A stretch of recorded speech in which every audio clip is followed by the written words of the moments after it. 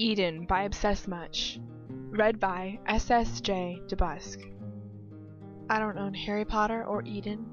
Harry Potter is owned and written by J.K. Rowling and the WB, and Eden is written by Obsessmuch on fanfiction.net. 10 days of perfect tears, the colors red and blue. We had a promise made, we were in love. Chapter 10. Power Struggle. We both stood there, both of us knowing we'd gotten into something we'd never been. Somewhere we'd never been, and like the cat and the mouse in cartoons. We were still fighting and wanted to see how far we could take this thing and still be alive. Chuck Palahniuk, Fight Club. Stars, hide your fires, let not light see my black and deep desires. Macbeth. William Shakespeare, Macbeth. Knocks. The muttered incantation snaps my eyes open. I can't have been asleep, can I? I only closed my eyes for a second. The light has gone out. Oh no. I didn't even hear him come in. He's been gone for so long I started to think he's changed his mind about coming back at all. I scrambled to my feet in the darkness. Pertificus totalis. I can't say that. Pertificus. Pertificus? Whatever. That shit that Hermione does to Neville in the first book. Movie, whatever. I feel all the limbs snap together and I smack. It's exactly like in the movie. And I fall smack onto my back. Tiny lights burst in the front of my eyes, but I can't cry out through the wires that sealed up my jaw. I strain my muscle, trying desperately to shift them, but nothing can overcome this horrible, awful paralysis. I can't move. I can't see. I can only hear that low, mocking chuckle. A simple spell, but so effective, wouldn't you agree? You know that I can't answer you, you bastard. Click, click, click. The sound of his boots come closer, stopping right next to my head. My. But this is certainly an improvement. He drawls maliciously. It's such a pleasure to have to put up with your tedious whining, your incessant need to prove your strength to me. I see you're standing up straight with pride. I see you looking at me in the eyes, pretending you are my equal. He pauses, then chuckles horribly. Well, now you are where you belong, on the ground, at my feet, useless, helpless, with such a delicious amount of fear in your eyes. Oh yes, I can see you. The hand of glory is a marvelous tool indeed. So don't fool yourself that you can hide in the darkness. I feel his robes brush over me. It's darkness that shows us for what we really are, my friend. He murmurs, in darkness. In the dark, one can be whoever one wishes to be. His footsteps move to the other side of the room. Click, click, click. You are at my mercy, he says quietly with relish. There's something you've never been able to understand. You never could display difference to me, even though the natural order of things demands it. His voice harsh. I am the one in control here. I am always have been. You may, have always been lying helpless at my feet. But you still continue your insufferable insolence. You still continue to fight against me, telling yourself that you are my equal. There is a long silence. My God, you will earn your place. It's time I'm finished with you. He pauses again, letting the words sink in. No, I can't accept this. He can't make me. The footsteps come closer again, and I can feel him crouched down next to me. I think I'll leave you like this, like that for the time being, he says negligently. okay, running his wand down my cheek. It gives you no other option but to stay still, to stay quiet, and to listen for once. He stands up and walks away from me. I press my eyes into the darkness, in a will to see something, anything. I'm going to talk, he says quietly, and you are going to listen. Only if I choose to. I want you to think back when you were 11 years old, and you first received your letter of acceptance from Hogwarts. He pauses for a second. I want you to think about how you felt when you opened that letter. What kind of game is this? It doesn't matter. All that matters is that I don't think about it. Because I think about it.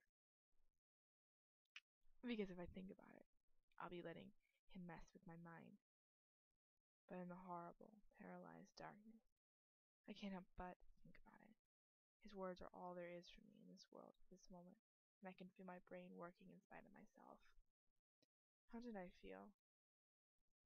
Really, really excited. I can remember it now. I mean, I discovered it, that there was such a thing as magic after all. That it didn't just exist in fairy tales. Not only that, but I could do it. Me! Plain little Hermione Granger. I was special, really special, for the first time in my life. But at first I didn't know whether to believe it. I'd always thought that magic was made up. I had a horrible feeling that someone was playing a kind of trick on me. That it was a joke or something. I imagine it was quite a surprise. His voice cut through the darkness. You don't even know that magic exists before your letter arrives, I'll be bound. Well, no, of course I didn't. But I can't be blamed for that. I'm Muggle-born. Of course I didn't know that magic existed. Shut up, Hermione. That's exactly the point he's getting at. You grew up without magic, he says, his voice cold. You grew up around Muggles. You didn't even know that magic was until you were 11 years old. And suddenly there's a searing pain across my scalp, and my hair's being pulled by the roots, and I can't even flinch against the pain. That's right. What right had you to come into the magical world? He murmurs, his voice a metallic rasp now, directly in my ear. What right have you to magic? When countless pure-blood families had to work tireless for generations to keep magic alive, suffering persecution from Muggles too afraid to admit their own inferiority. What right gives a Muggle, any Muggle, the right to walk into the world that's ours by right of blood? He pauses and loosens his fingers from my hair. Ah, but you don't believe me, of course, he says quietly. I can see the facts. I can see that fact staring back at me from that open mind of yours. Well, think about this. When did you ever have any inclination that you were different from the other Muggle children you were no doubt surrounded by? Bugger! I know what he's talking about. People at school would talk about it, random performances of magic that they managed as a child without even meaning to. Think, Hermione. But I don't know whether I did. I mean, I would remember, wouldn't I? I think as hard as I can. There has to be something, anything, something unusual that I couldn't explain. There has to be something. I can almost hear him smirking. You can't name me such an occasion, can you? His voice drips with malice. You never once performed any accidental magic, I'll be bound. Well, I can't blame you for that. It's only to be accepted after all. And you know why? I'm sure you're going to tell me. Because you don't have any right to study magic. That's why. He's still crouching over me. I dare say even the idiot Longbottom managed some accidental magic before he arrived at Hogwarts. Neville's not an idiot. But I remember at the Hogwarts feast Neville telling us about how his uncle dropped him out a window and he bounced down the garden. And he bounced down the garden, okay? I remember Harry telling me about when he flew up into the roof of his school. Why can't I remember anything like that? Because not every witch and wizard is the same. It doesn't mean anything. People told you you were the best witch of your year. Don't forget it. Lucius Malfoy's words don't mean anything. They're empty noises, meaningless. I won't listen to them. I feel the warm hand brush into my cheek. I wish he wouldn't do that. But it goes on, his long fingers circling over the side of my face, and his thumb gently brushing my cheek. I move the one part of my body I can still move. I close my eyes. A small sting crosses my cheek as he slaps it with the same hand that brushed it just a second ago. Keep your eyes open. I do as he says, and I feel his brain seep into mine just for a second as he reads my thoughts. Of course, you can still cling to that fact that you were considered to be the best of your year at Hogwarts. He's practically laughing at me. And of course people said that you worked hard, you memorized every spell, and could perform magic perfectly with no flaws whatsoever. But what you needed to ask yourself is this. Would you have been able to perform magic so well if you didn't work as hard as you did?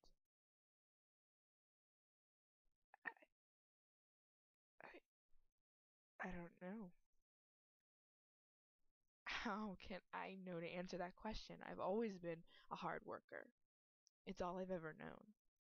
Although I suppose I did feel that I had to work harder at Hogwarts than I did at primary school. There just seemed to be so much to catch up on. I can feel that invisible hand rooting around in my brain again. He's still leaning over me. I can feel his light breathing. That was awkward sentence to read like that. Okay, whatever. You're beginning to listen, aren't you? He breathes a small, satisfied chuckle. You're beginning to realize that I might have a point after all. Shut up. I'll never believe what you tell me. Never, never, never, ever. I scream those words in my mind, hoping for once that he is looking into my eyes and reading my thoughts. There's a long pause before he slaps me across the cheek again. My head doesn't move, but I feel the horrible sting of it spread across my face. There's something so personal about a slap to the face. I don't know why. There just is. But then, I'm not his assignment anymore. This has become more personal between us than I think either of us could ever have imagined. I hear him stand up. So you still believe me? So you still don't believe me? I hear him walk across. I hear him walking around me, slowly. Click, click, click. I wonder, did you ever speculate as to why you had to work so hard? His voice so soft. So soft. Did you ever consider that you may be pushing yourself so far because you had to make up for the fact that magic didn't come naturally to you? Think about it, or out of you and your best friends, you were the one who without any magical blood in you, and consequently, you were the one who had to work the hardest. But I didn't have to work the hardest. I chose to. Didn't I? I won't listen to him. But I have to listen. There's nothing else for me to do. Magic is hereditary, he murmurs. There is no other way of looking at it. That you somehow managed to gain yourself some basic magical power is unfortunate, but does not give you the right to call yourself a witch. I don't believe you. I won't believe you.